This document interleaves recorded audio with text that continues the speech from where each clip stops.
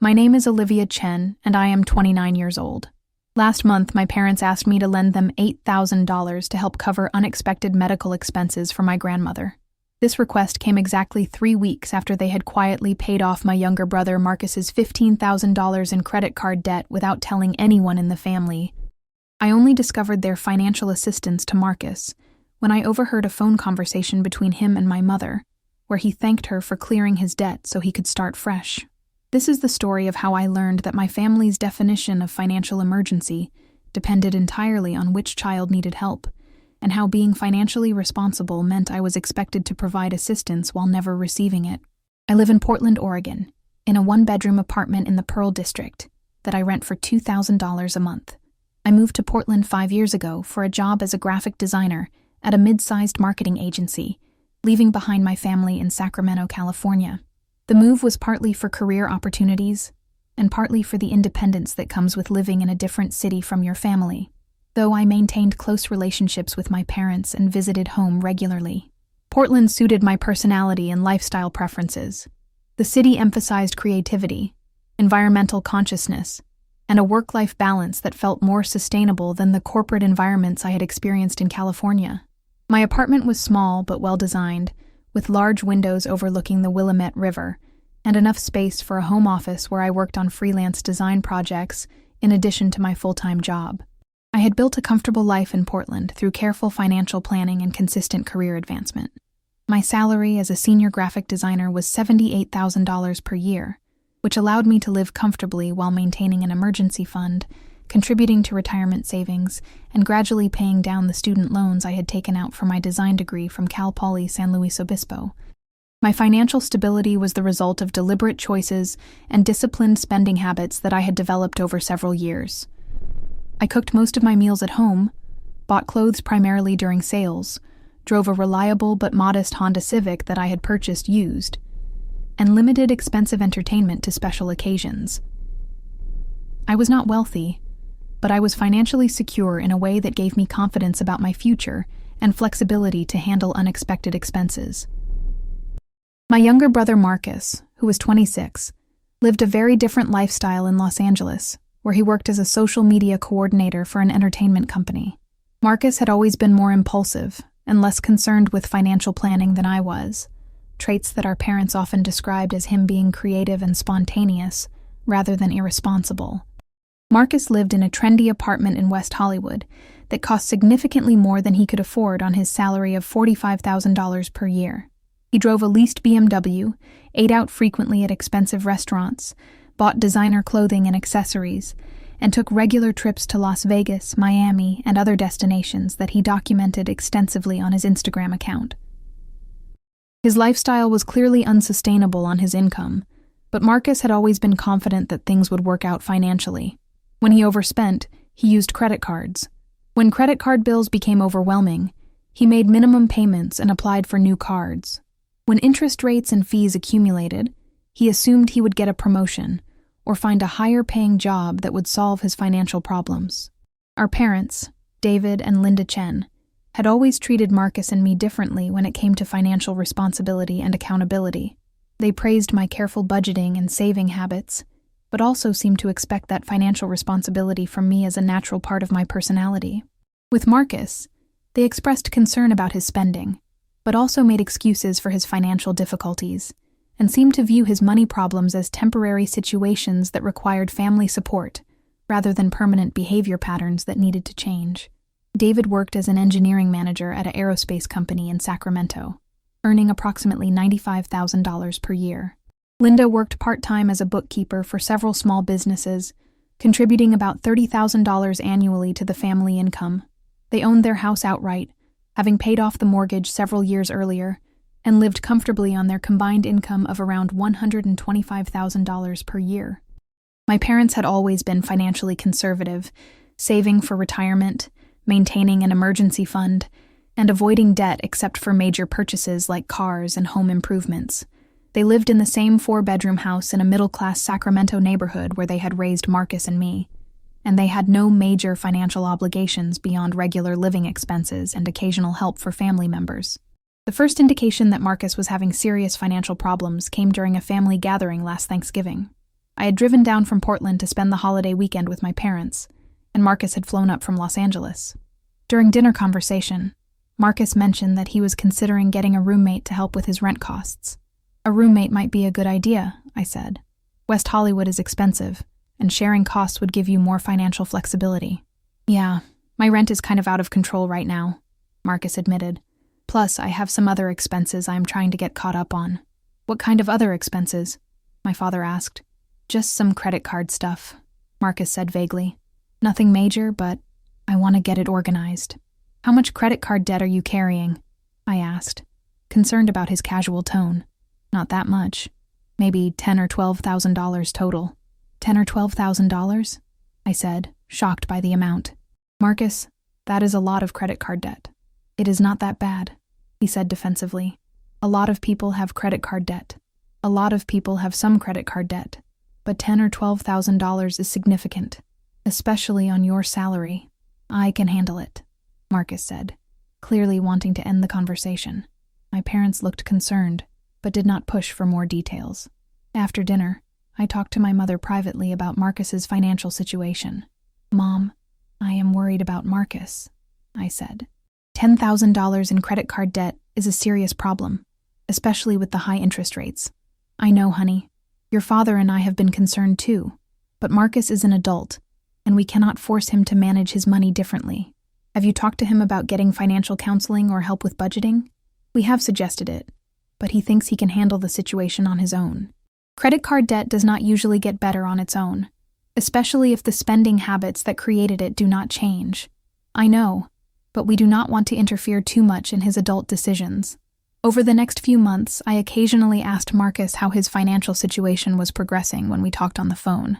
He always said things were getting better and that he was working on paying down the debt, but his social media posts suggested that his expensive lifestyle had not changed significantly.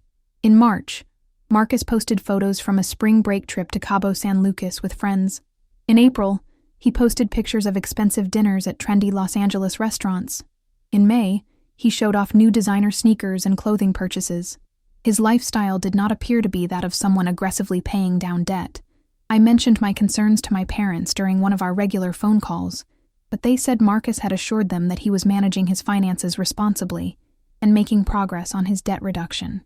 Then, 6 weeks ago, I accidentally overheard a phone conversation that revealed the true extent of Marcus's financial problems and my parents' response to those problems. I was visiting my parents for the weekend, staying in my old bedroom while attending a college friend's wedding in Sacramento.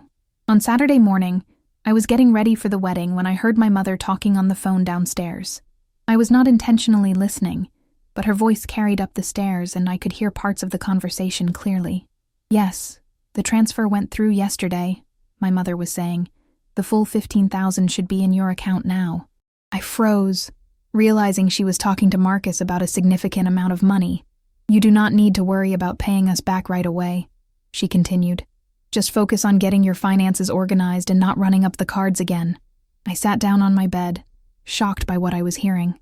My parents had given Marcus $15,000, presumably to pay off his credit card debt. Your father and I just want you to have a fresh start, my mother said. But Marcus, you have to promise that you will not go back into debt like this again. I promise, Mom. This really helps me get back on track. We love you, and we want to help, but this cannot happen again. $15,000 is a lot of money, even for us. I know, and I really appreciate it. I will be more careful with my spending. After the call ended, I sat in my childhood bedroom trying to process what I had learned. My parents had given Marcus $15,000 to pay off his credit card debt. They had not mentioned this to me, and from the conversation, it sounded like it was presented to Marcus as a gift, rather than a loan. I felt confused and hurt by the secrecy around such a significant financial transaction. My parents and I had always been open about family financial matters, and they had never helped me with any major expenses since I graduated from college and started my career. When I had been paying down my student loans, struggling to build an emergency fund, or saving for major purchases, my parents had been supportive and encouraging, but had never offered financial assistance. They had always emphasized the importance of financial independence and learning to manage money responsibly. But apparently, when Marcus accumulated $15,000 in credit card debt through irresponsible spending, financial independence was less important than providing him with a fresh start. During lunch that day, I decided to address the situation directly. Mom, I overheard part of your phone conversation with Marcus this morning. Did you and Dad give him money to pay off his credit card debt? My mother looked uncomfortable. We helped Marcus with some financial difficulties, yes. How much did you help him with? Olivia, that is between us and Marcus.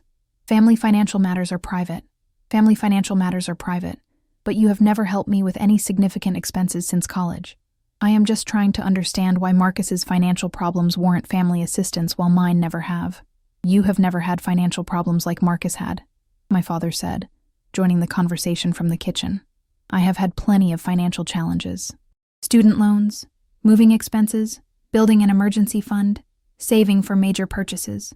The difference is that I handled those challenges independently, instead of accumulating debt and expecting family bailouts. Marcus was not expecting a family bailout, my mother said defensively. He was struggling, and we chose to help him. How much did you help him with? I asked again. My parents exchanged looks. We paid off his credit card debt, my father said. It was $15,000. $15,000. You gave Marcus $15,000. We helped him pay off debt that was creating serious financial stress, my mother said. Debt that he created through irresponsible spending on things he could not afford. Marcus made some poor financial choices, but he is family, and we want to help him succeed. I made responsible financial choices, and you have never offered to help me succeed by contributing to my student loan payments or other expenses. Your situations are different, my father said. You have always been financially responsible. So being financially responsible means I do not deserve financial help, but being financially irresponsible means Marcus does deserve financial help. It means that Marcus needed help, and you have not needed help. I could have used help with my student loans. I could have used help when I moved to Portland and needed deposits and moving expenses.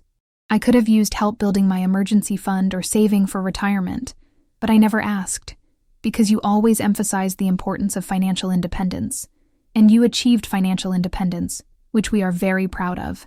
I achieved financial independence without any family assistance while Marcus gets $15,000 to bail him out of debt he created through poor decisions. We are not bailing him out, my mother said. We are helping him get back on track. You are bailing him out. You are removing the consequences of his poor financial decisions and enabling him to continue making those same decisions. That is not fair, Olivia. Marcus promised to be more responsible with money going forward. Marcus promised to be more responsible, so you rewarded his irresponsible behavior with $15,000? We rewarded nothing. We helped our son who was struggling financially.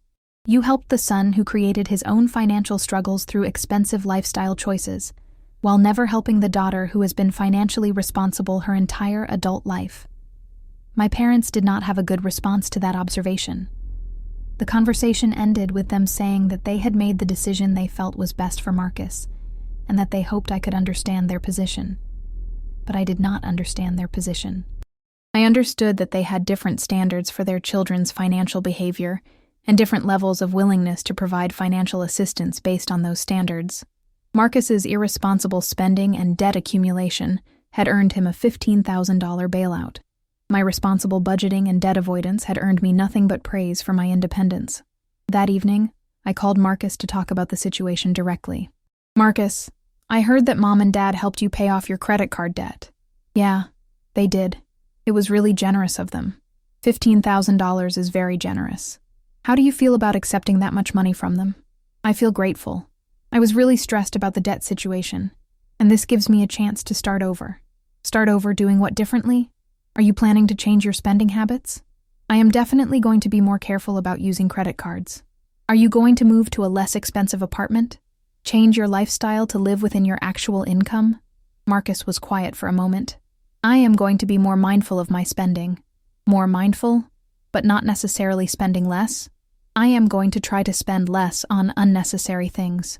Marcus, do you understand that Mom and Dad have never given me $15,000 or any significant amount of money to help with my expenses? I know they have not helped you financially, but you have always been good with money. You did not need help. I did not need help because I lived within my means and made responsible financial choices. You needed help because you lived beyond your means and made irresponsible financial choices. That is kind of harsh, Olivia. It is honest. And the concerning part is that you are being rewarded for irresponsible choices, while I get no financial assistance for responsible choices. I would not call it being rewarded. I was really struggling. You were struggling because of your own decisions. But instead of facing the consequences of those decisions and learning from them, you got bailed out. I did learn from it. I am not going to let my debt get that high again. You learned that if your debt gets high enough, Mom and Dad will pay it off. That is not the lesson they should be teaching. That is not what I learned, Marcus said, but he did not sound convinced. Marcus, do you think it is fair that you received $15,000 in financial assistance while I have received no significant financial assistance as an adult? I think Mom and Dad help their kids when they need help. But only one of their kids apparently needs help, even though both kids have had financial challenges. You have not had financial challenges like I had. I have had different financial challenges, but they were challenges nonetheless. The difference is that I handled mine independently while you got family assistance. Our conversation continued for another 20 minutes, with Marcus insisting that he had genuinely needed help and deserved the assistance, while I tried to explain why the differential treatment felt unfair and problematic. Marcus seemed to genuinely believe that his financial crisis warranted family intervention, while my financial responsibilities were personal obligations to handle independently. He could not see the inconsistency in expecting family help for problems he had created, while accepting that I should handle challenges on my own.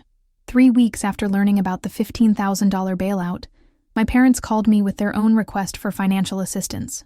Olivia, we need to talk to you about something important, my mother said during our regular Sunday phone call. What is it? Your grandmother has been having some health issues, and there are medical expenses that Medicare is not covering completely. My grandmother, my father's mother, was 86 years old and lived in an assisted living facility in Sacramento. She had been in good health for her age, but recent falls and related medical complications had required additional care and treatment. What kind of medical expenses? I asked. Physical therapy, some medical equipment for her apartment, and increased care services, my father explained. The total is about $8,000 that we need to cover. $8,000 is a lot of money.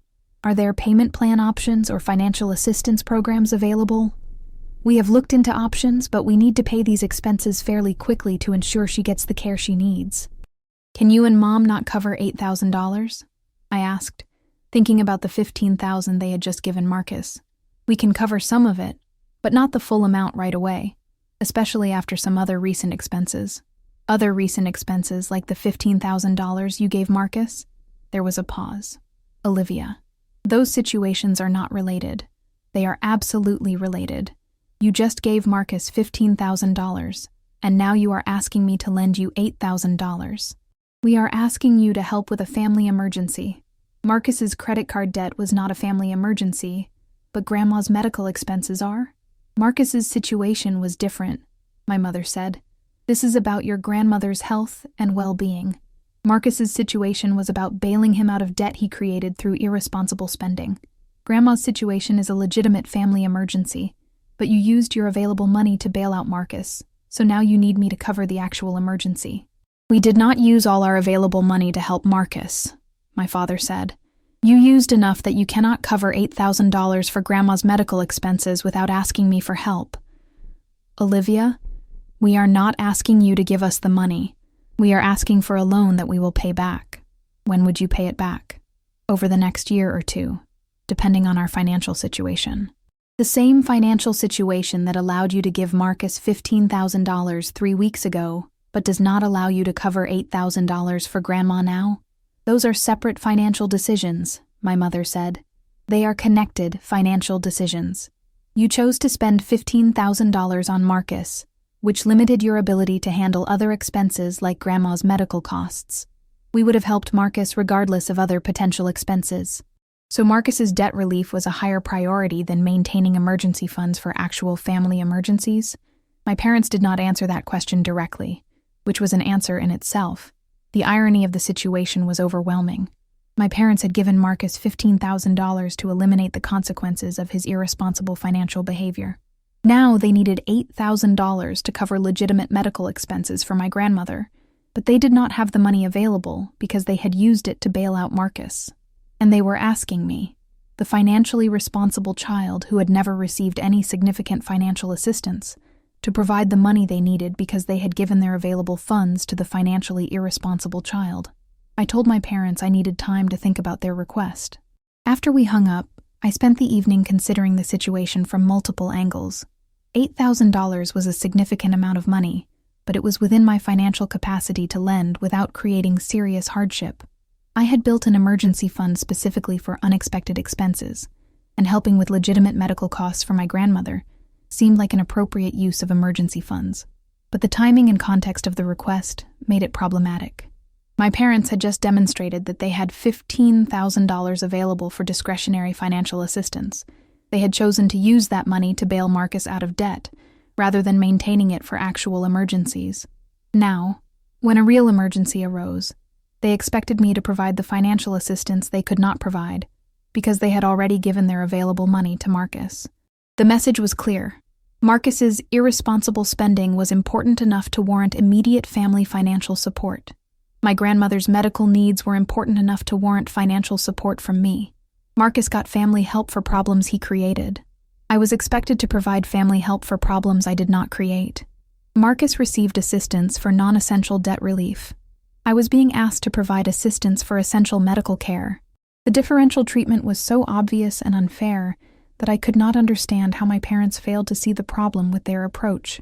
I decided to talk to my grandmother directly before making any decision about the loan.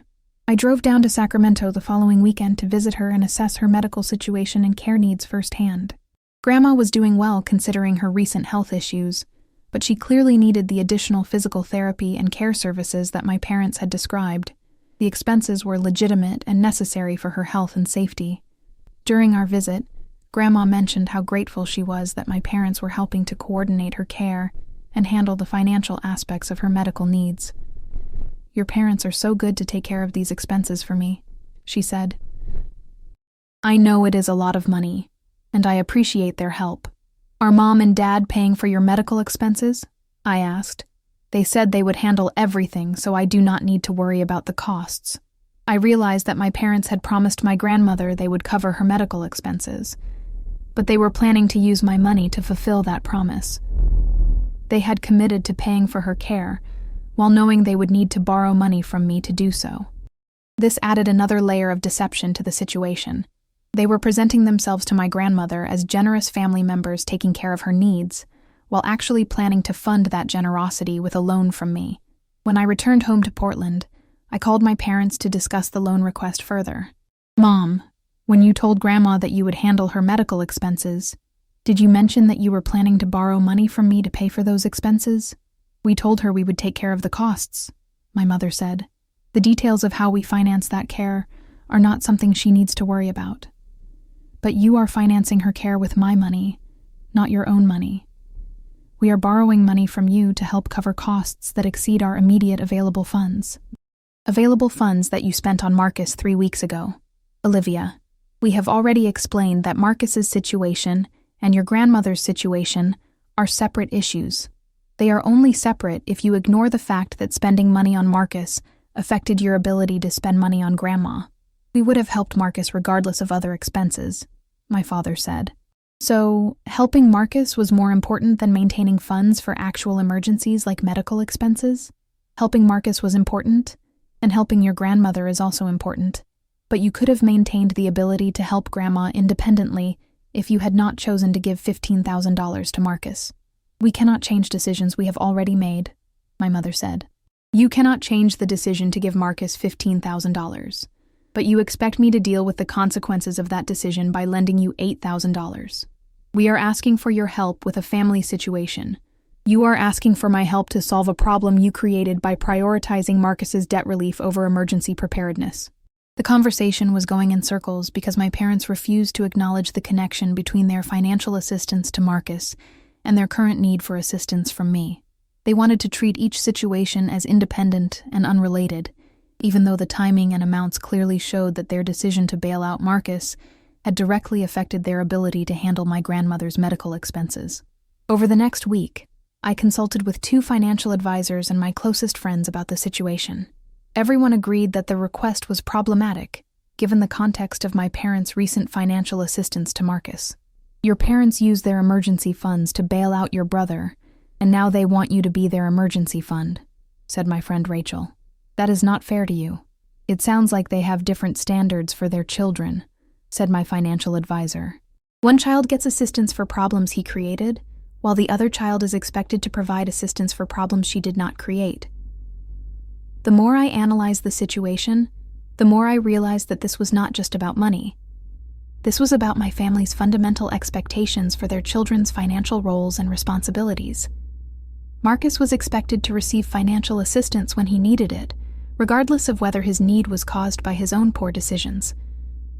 I was expected to provide financial assistance when the family needed it, regardless of whether I had created the problem or received similar assistance in the past.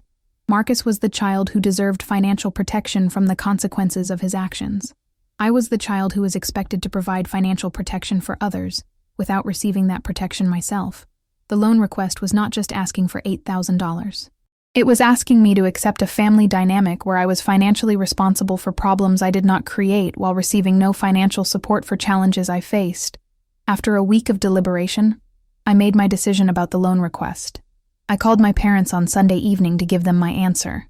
"Mom, Dad, I have thought carefully about your request to borrow $8,000 for Grandma's medical expenses," I said. "We appreciate you taking the time to consider it," my mother replied. "I am willing to lend you the money, but I have some conditions that need to be agreed upon before I provide the loan." "What kind of conditions?" my father asked, sounding suspicious. "First, I want a written loan agreement that specifies the repayment terms, interest rate, and timeline. This needs to be treated as a formal financial transaction, not a casual family favor." "Olivia, we are family," my mother said. "We do not need formal contracts for family loans. You just gave Marcus $15,000 with apparently no formal agreement or repayment expectations. If you want to borrow money from me, we are going to handle it like a proper loan."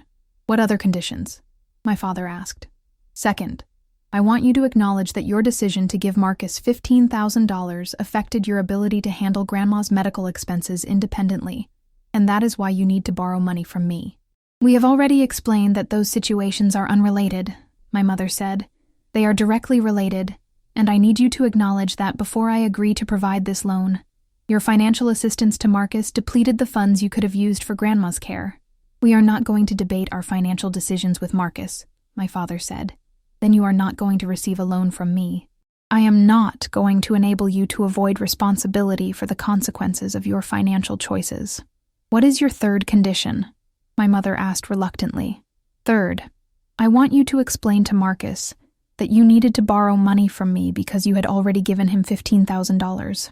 He should understand how his bailout affected the family's ability to handle other expenses." "We are not going to involve Marcus in this situation," my father said immediately. "Marcus is already involved in this situation. His debt relief is the reason you need to borrow money from me for Grandma's expenses." "That is not fair to Marcus," my mother said. "What is not fair to Marcus is letting him believe that his $15,000 bailout had no impact on the family's finances.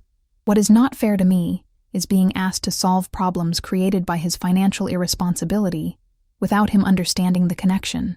"We are not going to make Marcus feel guilty about the help we provided him," my father said. "I am not asking you to make him feel guilty. I am asking you to help him understand how financial decisions affect families and how his bailout created the need for me to provide this loan." My parents were quiet for several minutes. Finally, my mother said, "We need to discuss your conditions and get back to you." "Take your time," I said, "but understand that these conditions are non-negotiable. If you want my financial assistance, you need to acknowledge the reality of how your financial decisions led to this situation." After we hung up, I felt confident about my position, but uncertain whether my parents would accept my conditions. They had shown a pattern of avoiding responsibility for the consequences of their financial choices, and my conditions required them to acknowledge those consequences directly. 2 days later, my father called me back. "Olivia, we have discussed your conditions, and we are willing to agree to the first two. We will sign a formal loan agreement, and we can acknowledge that helping Marcus affected our available funds for other expenses. What about the third condition? We cannot agree to involve Marcus in this situation. We do not want to create family conflict or make him feel responsible for problems he did not create. Marcus did create the problem that required his $15,000 bailout. And that bailout created the problem that requires you to borrow money from me. We understand your perspective, but we are not going to bring Marcus into this discussion.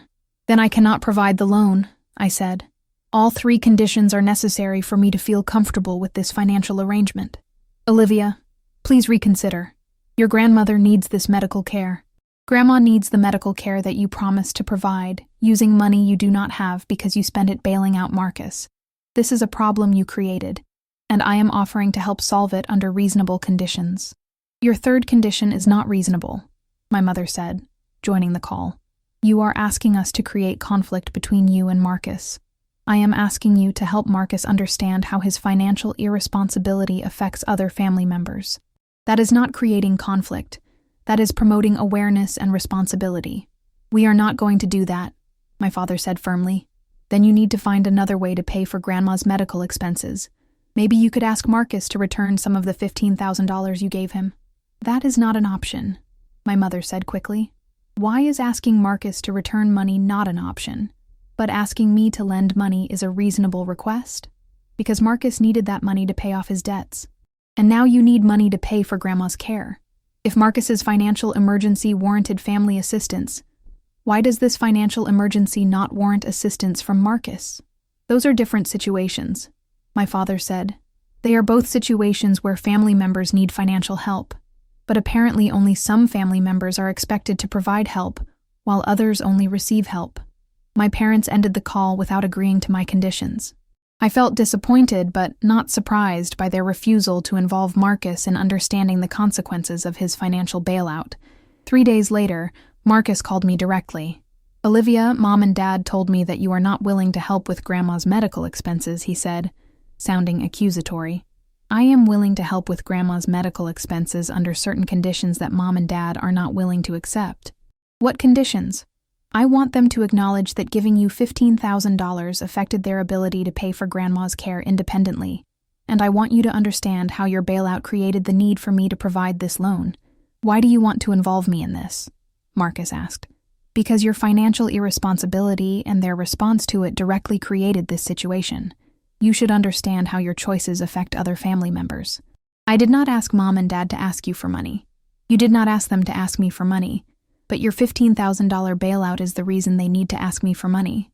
That is not my fault. It is directly your fault. You accumulated debt through irresponsible spending. They bailed you out, and now they do not have funds available for actual emergencies. So you are blaming me for Grandma's medical expenses. I am pointing out that your debt relief and Grandma's medical expenses are connected through the family's financial resources. Money that went to pay off your credit cards is not available to pay for her medical care. I did not know that helping me would affect Grandma's care. Now you do know. The question is whether you care enough to take some responsibility for the situation. What kind of responsibility? You could offer to return some of the $15,000 to help pay for Grandma's medical expenses. You could acknowledge that your bailout created financial strain that affects other family members. I cannot return the money because I used it to pay off my credit cards. You used it to eliminate debt that you created through your own spending choices. That debt elimination came at the cost of the family's ability to handle other expenses. I did not know there would be other expenses. There are always potential other expenses in families. That is why responsible people maintain emergency funds instead of spending everything on lifestyle expenses. Marcus was getting defensive. I am trying to be more responsible with money now. Being more responsible now does not address the current situation where your past irresponsibility created the need for me to provide a loan. What do you want me to do? I want you to understand that financial decisions have consequences that affect other people. I want you to acknowledge that your bailout created this situation, and I want you to support reasonable conditions for family loans instead of expecting me to provide money with no accountability. I do not think your conditions are reasonable, Marcus said. Which conditions do you think are unreasonable? Making me feel guilty about getting help when I needed it. I am not trying to make you feel guilty. I am trying to help you understand how your financial choices affect other family members, so you can make better decisions in the future. I already learned from my mistakes. What did you learn? I learned not to let my credit card debt get that high again. You learned not to accumulate as much debt. But did you learn that financial irresponsibility affects other people? Did you learn that family bailouts have costs for other family members? I learned that I need to be more careful with money. That is not the same thing as understanding how your choices affect others or taking responsibility for those effects. Our conversation continued for another 30 minutes, with Marcus insisting that he had learned appropriate lessons from his financial crisis while refusing to acknowledge how his bailout had affected the family's current financial situation. Marcus seemed to genuinely believe that the $15,000 bailout was an isolated transaction that had no bearing on other family financial needs. He could not or would not see the connection between receiving that assistance and the family's current inability to handle my grandmother's medical expenses independently. A week later, my parents called with a modified proposal. "Olivia, we have been thinking about your conditions, and we are willing to compromise," my mother said. "What kind of compromise?" "We will agree to the formal loan agreement and acknowledge that helping Marcus affected our available funds. But instead of involving Marcus directly, we will make sure he understands the importance of financial responsibility and how his choices affect family finances." "How will you make sure he understands that?" "We will have conversations with him about budgeting and financial planning."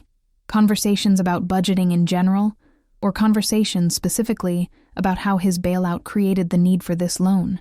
"General conversations about financial responsibility," my father said. "That is not the same thing as helping him understand the specific connection between his bailout and this loan request. We think it accomplishes the same goal without creating family conflict. The goal is not just general financial education. The goal is helping Marcus understand that his financial irresponsibility has specific consequences for other family members. We are not going to make Marcus feel responsible for your grandmother's medical expenses," my mother said. "Marcus is not responsible for Grandma's medical expenses, but he is responsible for the debt that required his $15,000 bailout, and that bailout is why you need to borrow money from me. We understand your perspective, but we cannot agree to involve Marcus in that specific discussion. Then we do not have an agreement, and I cannot provide the loan." My parents seemed genuinely surprised that I was willing to stick to my conditions, even when it meant potentially delaying my grandmother's medical care. But I had decided that enabling my family's pattern of avoiding accountability was more harmful than maintaining that pattern for the sake of avoiding conflict. The next day, my grandmother called me directly. "Olivia, dear, your parents told me there are some complications with the payment arrangements for my medical expenses." "What did they tell you?" "They said they are working on organizing the finances and that there might be some delays." "Grandma, do you understand that Mom and Dad are planning to borrow money from me to pay for your medical care?" "Oh my, I had no idea. I thought they were paying for everything themselves." "They cannot afford to pay for everything themselves because they recently gave Marcus $15,000 to pay off his credit card debt." "Marcus had credit card debt?" "He accumulated $15,000 in debt through expensive lifestyle choices, and Mom and Dad paid it off for him 3 weeks ago." "I see. And now they need to borrow money from you to pay for my medical expenses?" "That is correct. They used their available money to bail Marcus out of debt, so now they need my money to cover your legitimate medical needs." My grandmother was quiet for a long time. "That does not seem fair to you," she said finally. "It is not fair, and I am willing to provide the loan, but only under conditions that hold them accountable for their financial decisions." "What conditions?" "I want them to acknowledge that bailing out Marcus affected their ability to pay for your care, and I want Marcus to understand how his financial irresponsibility created this situation." "Those seem like reasonable conditions," my grandmother said. "Financial decisions should have accountability. Mom and Dad do not think the conditions are reasonable because they do not want Marcus to feel bad about the help he received, but Marcus should understand how his choices affect other family members. That is part of learning financial responsibility." "I agree, but they are more concerned with protecting Marcus from feeling guilty than with promoting accountability or fairness." "Olivia, I want you to know that I support your conditions. If your parents want to borrow money from you, they should be willing to acknowledge the circumstances that created that need." "Thank you, Grandma. That means a lot to me, and I want you to know that if they cannot agree to your reasonable conditions, I will find other ways to handle my medical expenses. I do not want you to be pressured into providing a loan that you are not comfortable with. Your medical care is important, and I want to help. But I also think it is important that this situation is handled with honesty and accountability." 2 days after my conversation with my grandmother, my parents called with an update. "Olivia, we have discussed the situation further, and we realize that we need to accept your conditions if we want your help," my father said. "All 3 conditions?" "Yes, all 3 conditions. We will sign a formal loan agreement, acknowledge how helping Marcus affected our finances, and explain to Marcus how his situation relates to this loan request. What changed your mind? Your grandmother spoke with us about the situation. She helped us understand why your conditions are reasonable and necessary. I was surprised and grateful that my grandmother had advocated for my position. Her support gave my parents permission to acknowledge what they had been reluctant to admit on their own. When will you have the conversation with Marcus? We will talk to him this weekend when he comes to visit.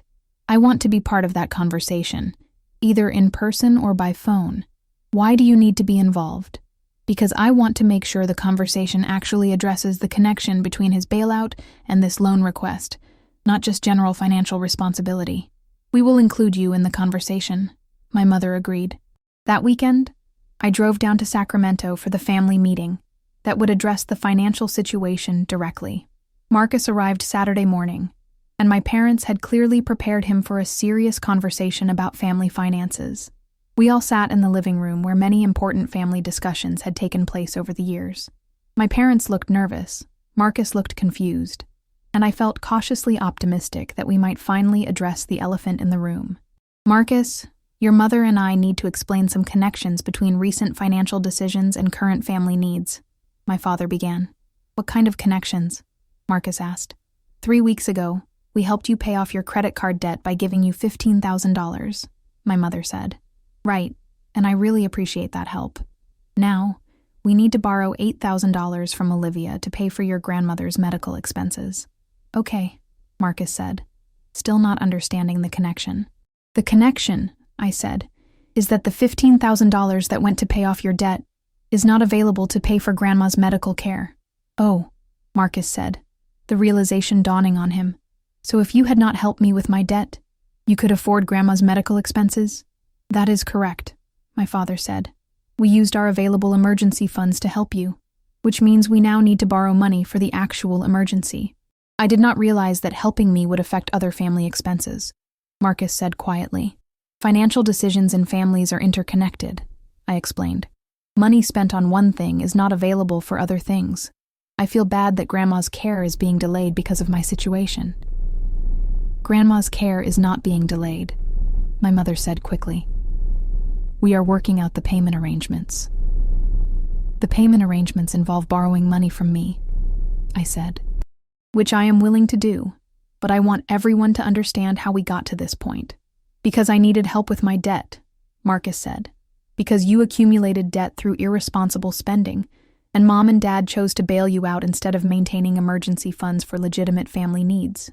Marcus looked uncomfortable. I did not ask them to choose between helping me and helping Grandma. You did not ask them to make that choice, but your financial irresponsibility created that choice. If you had managed your money responsibly, they would not have needed to choose. So, this is my fault? Marcus asked. This situation exists because of decisions you made, and decisions Mom and Dad made in response to your decisions. Marcus, my father said, we want you to understand that financial irresponsibility affects other family members, not just yourself. I understand that now, Marcus said. I did not think about how getting help with my debt might affect the family's ability to help with other things. Financial decisions have ripple effects, I said.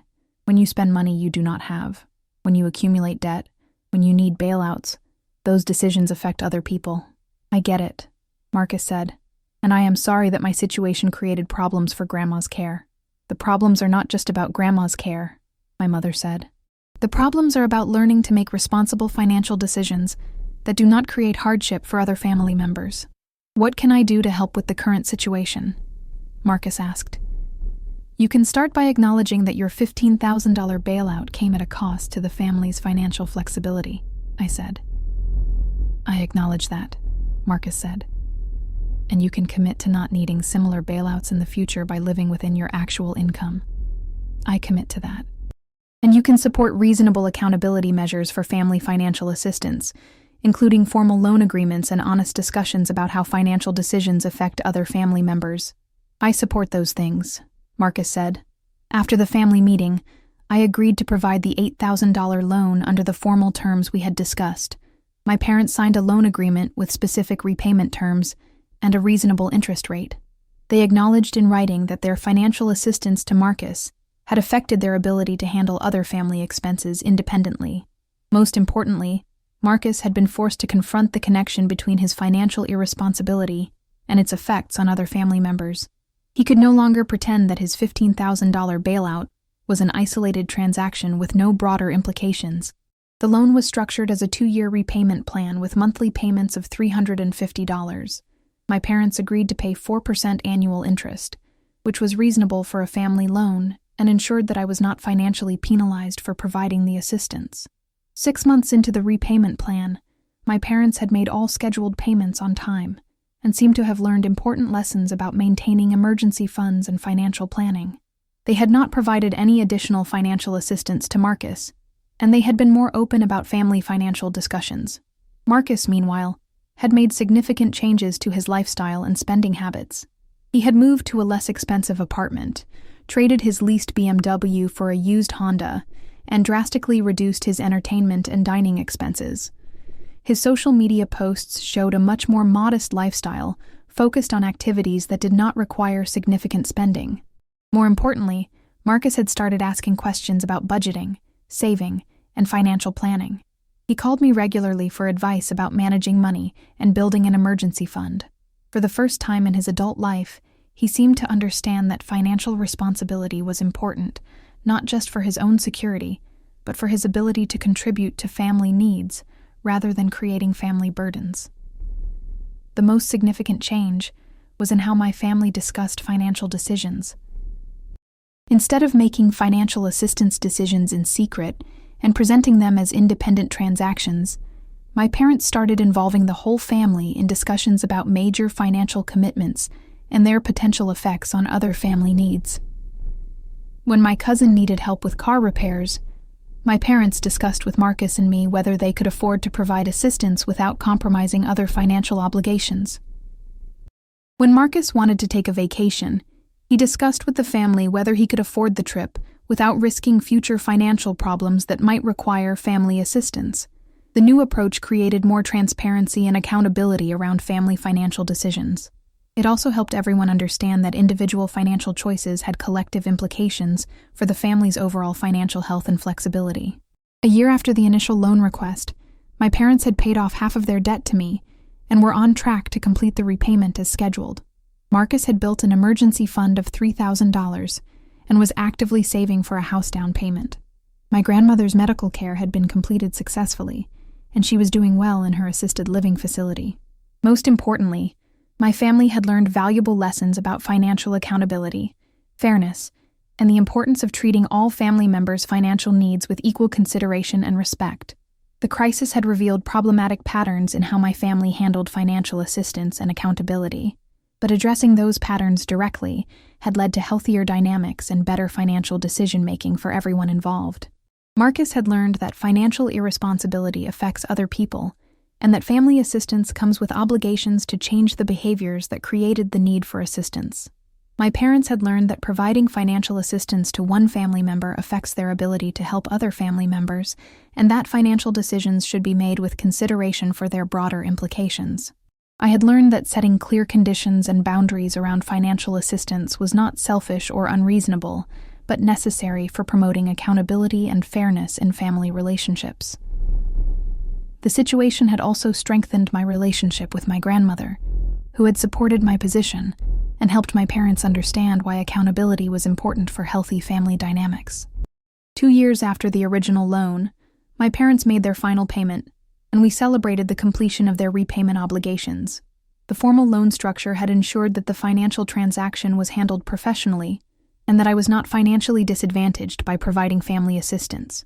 More significantly, the accountability measures had ensured that the underlying problems that created the need for the loan were addressed rather than ignored. Marcus had maintained his improved financial habits and had not required any additional family assistance. He had also started contributing to family financial needs, including helping my parents with a small home repair expense and contributing to my grandmother's birthday celebration. The transformation from being a family financial burden to being a family financial contributor represented genuine growth and maturation that would not have occurred if his original bailout had been provided without accountability measures. My parents had maintained better financial planning practices, and had not provided any additional bailouts or emergency assistance to Marcus or other family members. They had learned to maintain emergency funds specifically for legitimate, unexpected expenses, rather than using available money for discretionary assistance that compromised their ability to handle actual emergencies. The experience had taught all of us that financial assistance within families should be structured to promote responsibility and accountability, rather than enabling irresponsible behavior or creating unfair dynamics between family members. Looking back, I realized that insisting on my 3 conditions had been crucial for creating positive change in my family's financial dynamics. If I had simply provided the loan without accountability measures, my parents would have continued their pattern of bailing out Marcus while expecting me to handle family financial emergencies. Marcus would have learned that financial irresponsibility could be resolved through family assistance without personal consequences or behavior changes. My parents would have continued making financial decisions without considering their broader implications for family financial health and fairness, and I would have continued being treated as the family financial resource while never receiving similar assistance for my own needs. The conditions I set had seemed harsh to my family initially, but they had ultimately created better outcomes for everyone involved. Sometimes the kindest thing you can do for family members is to insist on accountability and refuse to enable harmful patterns, even when that insistence creates temporary conflict or discomfort. The loan situation had revealed the importance of treating family financial assistance as serious financial transactions with clear terms, accountability measures, and consideration for their effects on all family members. It had also demonstrated that being financially responsible should not disqualify someone from receiving family support, just as being financially irresponsible should not automatically qualify someone for family bailouts without accountability. Fair family financial dynamics require equal consideration for all family members' needs, transparency about financial decisions and their implications, and accountability measures that promote responsible behavior rather than enabling irresponsible behavior. The crisis that began with Marcus's $15,000 bailout and led to my $8,000 loan had ultimately strengthened my family relationships by creating more honest, fair, and accountable approaches to financial assistance and family financial planning. Sometimes the most valuable lessons come from the most challenging situations, and sometimes the most loving thing you can do is insist on standards that promote growth and responsibility rather than comfort and convenience.